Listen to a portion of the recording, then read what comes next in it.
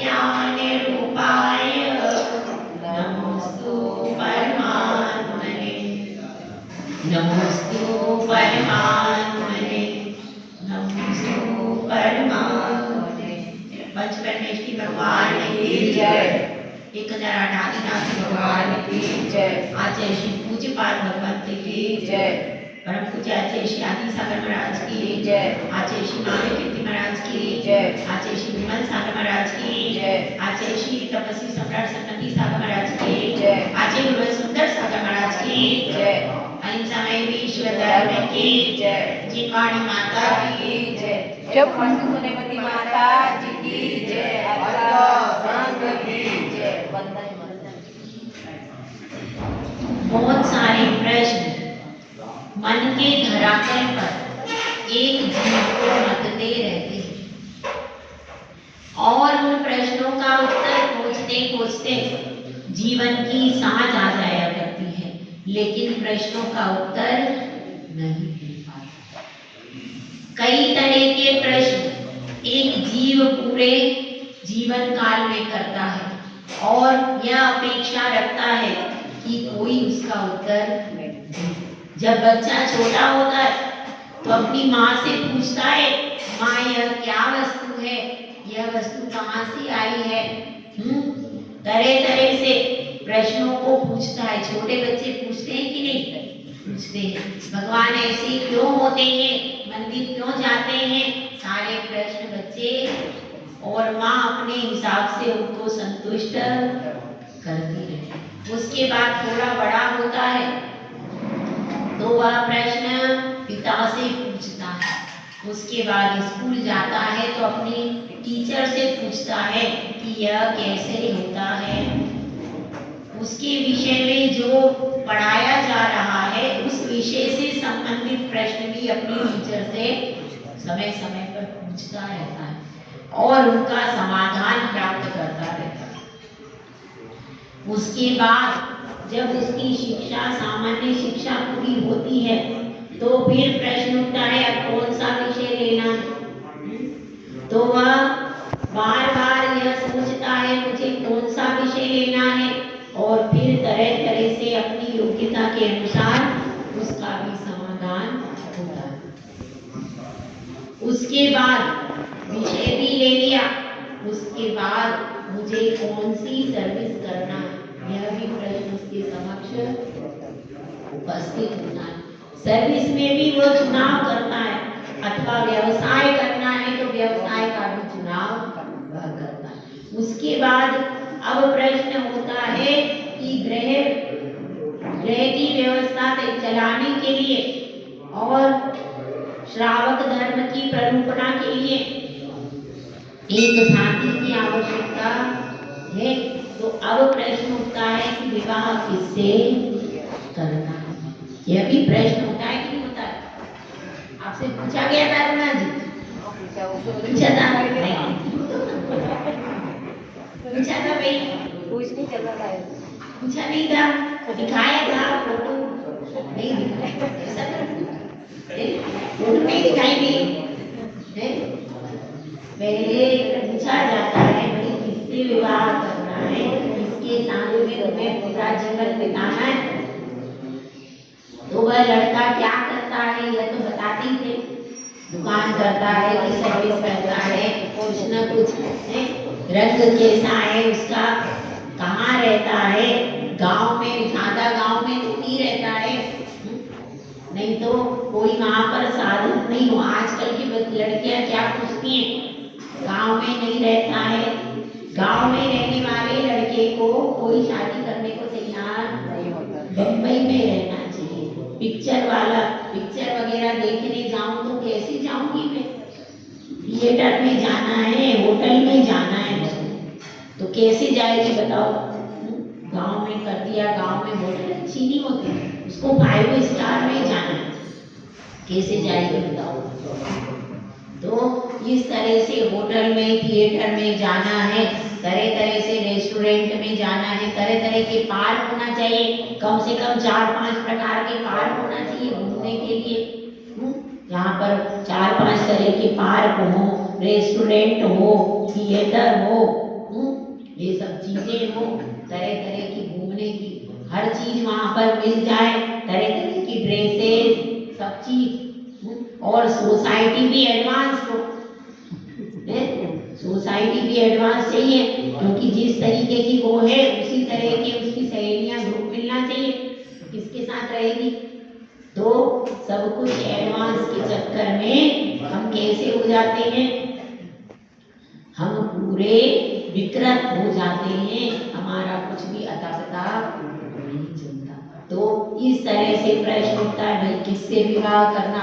अगर धार्मिक बच्चा होगा तो वो सोचेगा कि मम्मी आप ये काम करना, धार्मिक बहू लाना, जो धर्म को जानती हो, आहार लगाना जानती हो, चौके में काम करना जानती हो, साधु की सेवा करना जानती हो, पूजा करना जानती हो, ऐसी बहू लेकर के धार्मिक लड़का क्या बोलेगा, ऐसी लेकर। तो इस तरह से जिसको जैसी चाहिए वो उसी तरह की लड़की से विवाह करता है।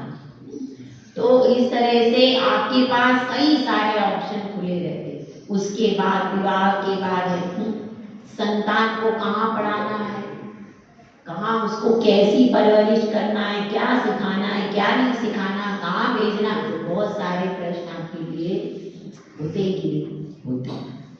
उसके बाद में फिर अब संतान बड़ी हो गई तो उसका विवाह करो। उसके बाद फिर अपने बारे में थोड़ा बहुत सोचने का समय मिल जाता है। जब संतान का विवाह हो जाता है तब फिर आप मंदिर का दरवाजा देखते हो और सोचते हो क्या मैं संयम धारण करूं अथवा नहीं, क्या करूं मैं अपने जीवन में। तो अपनी तरफ आने का समय कब मिलता है, जब संतान का विवाह। उसके बाद व्यक्ति सोचता है कि अब मैं धर्म के क्षेत्र में कम से कम कुछ नहीं कर सकता हूँ, तो पूजा करूँ, दान करूँ, स्वाध्याय करूँ और अपने जीवन को पवित्र। तो इस तरह से पूरा जीवन आपका प्रश्नों को उत्तर देते देते बीत जाता है। और यदि वह जीवन में संयम धारण कर पाता है तो उसके जीवन के सारे प्रश्नों का समाधान हो जाता है। तो यहाँ पर भी इस पूरे श्लोक में अब वह शिष्य अभी तक प्रश्न कर रहा था, इस भी श्लोक में प्रश्न ही प्रश्न है। इतने दिन से वह प्रश्न कर रहा था तो गुरुदेव ने कहा कि भाई अब मैं तुम्हारे प्रश्नों से थक गया, बहुत हो गया, अब मैं तुमसे प्रश्न करता हूँ और तुम उत्तर दो। तो इसमें गुरु स्वयं प्रश्न कर रहे हैं कि देखो वह योगी होता है, वह किन सारे प्रश्नों को इग्नोर करता है, किन सारे प्रश्नों को स्वीकार नहीं करता है, यह इस कारिका में श्लोक में बताया गया है। अपन सब पढ़ते हैं। किमिदं कीदृशं कस्य कस्मात् प्रेत्य विशेषयन् स्वदेवमपि नावेति योगी योगपरायण। वह योगी योगपरायण, धर्मपरायण शब्द सुना है? धर्मपरायण, शीलपरायण। नारी कैसी होना चाहिए भाई? शीलपरायण नारी होना चाहिए। और पुरुष को कैसे होना चाहिए? धर्मपरायण पुरुष होना चाहिए। और योद्धा को कैसा होना चाहिए? सत्वपरायण योद्धा होना चाहिए जिसमें शक्ति हो। अगर युद्ध की भूमि पर कोई गया है और उसके पास शक्ति नहीं है तो जीत जाएगा क्या? योद्धा कैसा होना चाहिए? सत्वपरायण यानी शक्ति परायण। और इसमें जो बात कही है योगी कैसा होना चाहिए? योग परायण योगी होना चाहिए। जो योग का पालन करता। योग कितने प्रकार के होते हैं बताओ भाई? 4 प्रकार के। उसमें नहीं लिखा गया। योग कितने प्रकार के होते हैं? 3 प्रकार के होते हैं, मन, वचन और काय। 3 प्रकार के योग होते हैं।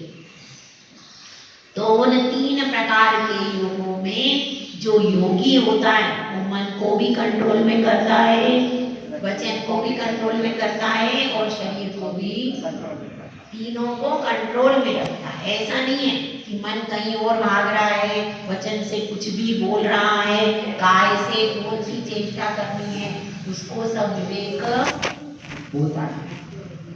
तो योग परायण योगी से मतलब क्या है? जिसने अपने मन वचन काय की अनर्गल प्रवृत्ति को नियंत्रित कर दिया है और व्यर्थ की क्रियाकलाप को नहीं करता है, केवल संयमित जीवन जीता है, वह कौन है? योग परायण योगी। अब वह कौन कौन से प्रश्नों उसके सामने उपस्थित होते हैं? सबसे पहले प्रश्न उपस्थित होता है किमिदम, यह क्या है? कौन सा प्रश्न है? किम इदम। इसमें संधि विच्छेद करेंगे। किमिदम शब्द लिखा हुआ है, किम धन इदम आएगा। किम का अर्थ होता है क्या, और इदम मतलब यह। अब सामने से कोई वस्तु आ रही है तो उसके प्रति आश्चर्य प्रकट नहीं करता, यह क्या है, ऐसा कोई उसको आश्चर्य नहीं होता। यह क्या है? श्लोक नंबर 42 नहीं मिला क्या? 42 नंबर का श्लोक है भाई, और पेज नंबर भी बता देती हूँ। पेज नंबर 46 पेज नंबर है नीचे, ऊपर ये 46 पेज नंबर पर सबसे ऊपर, 46 पेज नंबर सबसे ऊपर, किमिदम की ईदशम कस्य। मिल गया? मिल गया? आपको मिला? 46 नंबर पर सबसे ऊपर देखिए, किम इदम यानी यह क्या है। अगर कोई महिला ऐसी साड़ी पहन करके आ जाए जिसमें कुछ विशेष, कुछ सितारे, कुछ विशेष चीज लगी हुई और वो मंदिर में आ गई, तो आप लोग क्या सोचोगे? क्या है इसमें, क्या लगा हुआ है इसकी साड़ी में, इतना सुंदर लग रहा है, क्या है ये? तो ऐसा सोच करके क्या जगती है? उत्सुकता जगती है। और कोई किसी के घर में पकवान बना हो, नया पकवान किसी ने बना दिया और अपन अभी तक जानते नहीं है, और उसने वह परोस दिया तो हमसे किया क्या है। इस तरह से हर चीज में हमको उत्सुकता लगती है, लेकिन जो साधु है उसको उत्सुकता, उसको परद्रव्य से कोई प्रयोजन नहीं है। इसलिए कहा जाता है जिस गांव जाना नहीं उसका पता क्यों पूछे। तो वो सोचते हैं ये तो सब परद्रव्य है, इस गांव में मुझको जाना ही और मुझको कोई चाहिए भी नहीं, तो मैं इन सब चीजों में उत्सुकता दिखाने से फायदा क्या?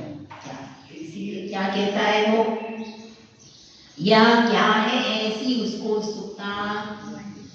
और कीदृशम, कैसा है, कीदृशम मतलब कैसा है, अच्छा है, बुरा है, खोटा है, खरा है, ऐसा कुछ भी विकल्प नहीं करते। क्यों?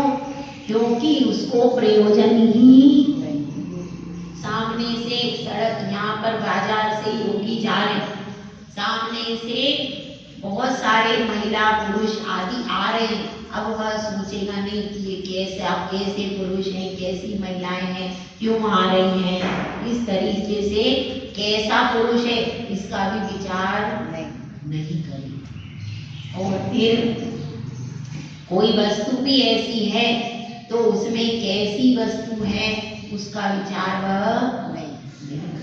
अपने उपकरणों में तो विचार करेगा, अपने जो उपकरण है, जो शास्त्र है, शास्त्र संबंध में विचार करेगा, लेकिन जो परद्रव्य है, महिलाएं हैं, पुरुष है, तरह तरह के वस्त्र है, अन्य हलवाई की भोजन बन रही, इन सब पर वस्तुओं में विचार नहीं करना। अपने स्वयं के स्वाध्याय के लिए अपने पीछे कमंडल है, अपना आहार है, आहार कैसा है, कहाँ है, इस सब का विचार वो कर सकता है।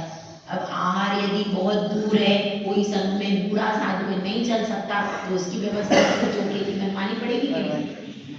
अपनी चर्या संबंधी विचार करेगा। यदि उसको विहार करना है तो बता कहाँ पर है, कैसा है, कौन सा स्थान है, वहाँ पर साधु रुकने की व्यवस्था है कि नहीं, समाज का घर है कि नहीं, वहाँ पर सुरक्षा है कि नहीं, ये सब विचार करेगा।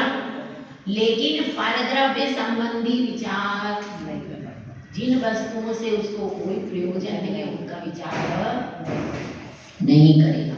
और किसका है, कैसा है और किसका है, किसकी वस्तु है। अभी डिब्बियाँ रखी हुई है, अब किसकी डिब्बी है भाई, उनको कोई प्रयोजन नहीं। किसकी थाली है, किसकी डिब्बी है, क्योंकि उन्होंने सब त्याग कर दिया, अब उनको इससे कोई प्रयोजन नहीं है।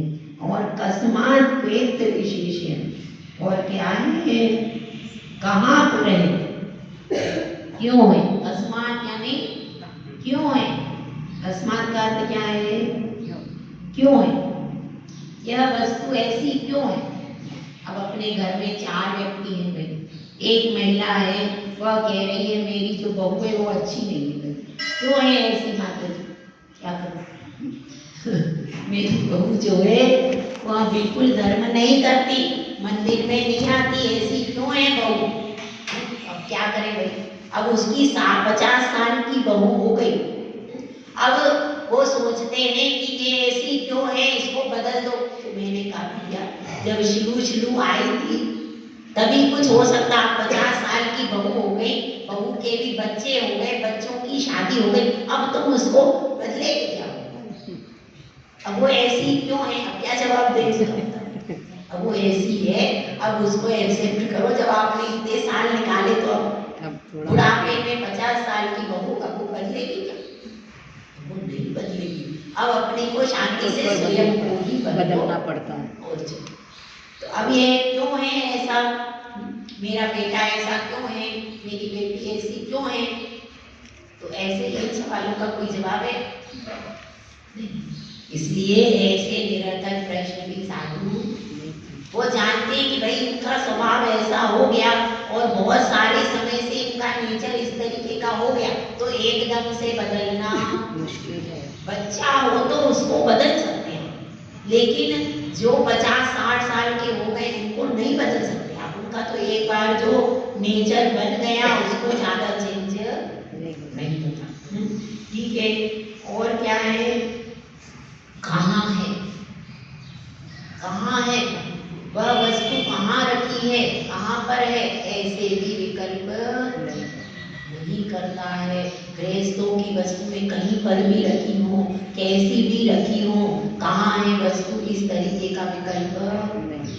जो भी आहार भी आप लोग देते हो तो थाली में जो वस्तु आ गई सो ठीक है, अब कोई वस्तु आपने अंदर रखी, बाद में लेके आते माता जी ये हमारा सामान अंदर रखा था रह गया, क्या करें नहीं, तो हमारा कोई प्रयोजन उससे नहीं है। आपने वस्तु जो रखी है उसमें ही हम थोड़ा सा अपना ले लेते हैं, और कहीं वस्तु कहाँ पर वस्तु है भाई, ये यहाँ पर नहीं है तो इसको लाओ, ऐसा प्रयोजन उनका नहीं है।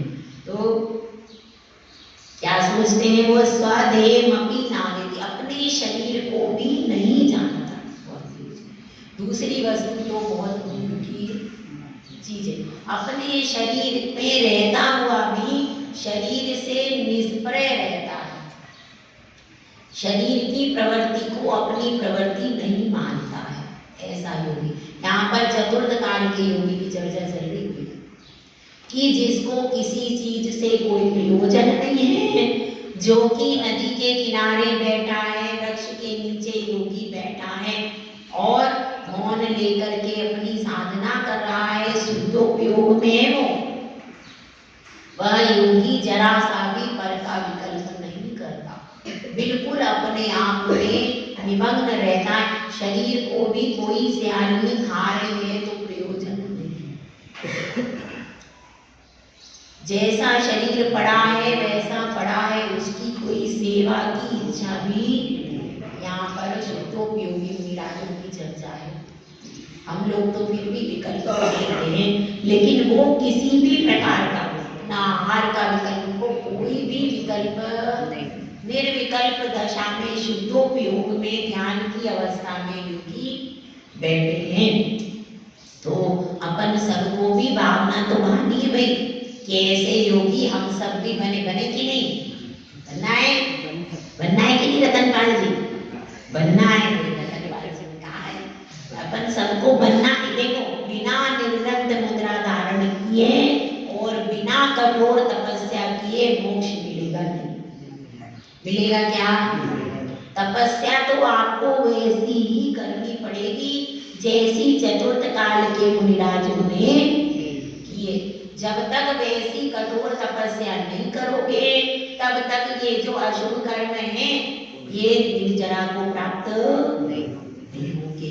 इसलिए सब लोग निर्ग्रंथ बन करके निर्विकल्प शुद्धोपयोग की साधना करें। जय बोलो जय सुंदर सागर महाराज की।